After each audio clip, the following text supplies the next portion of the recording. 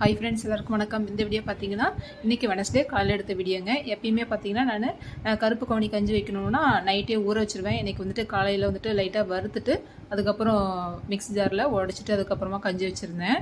எப்படியும் எங்கள் வீட்டில் வாரத்தில் 2 டைமாவது இந்த கஞ்சி செஞ்சுருவேன். கருப்பு கவுனி கஞ்சிக்கு பார்த்தீங்கன்னா இன்றைக்கி தொட்டுக்க துவையல் தான் பண்ணியிருந்தேன், பருப்பு துவையல்.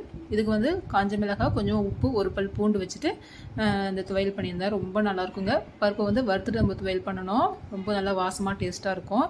எங்கள் வீட்டில் பார்த்தீங்கன்னா இன்றைக்கி டிஃபனுக்கு எல்லாத்துக்குமே கஞ்சி தான். ரொம்ப டேஸ்ட்டாக இருந்தது.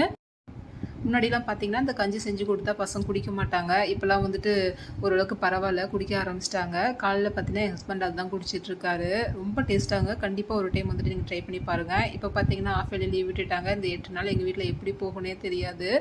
ரொம்ப அப்படியே அடம் பண்ணிட்டு அப்படி தான் போயிட்டுருக்கு. உங்கள் வீட்டில் பசங்களாம் என்ன பண்ணுறாங்கன்னு கண்டிப்பாக கமெண்ட் பண்ணுங்கள் ஃப்ரெண்ட்ஸ்.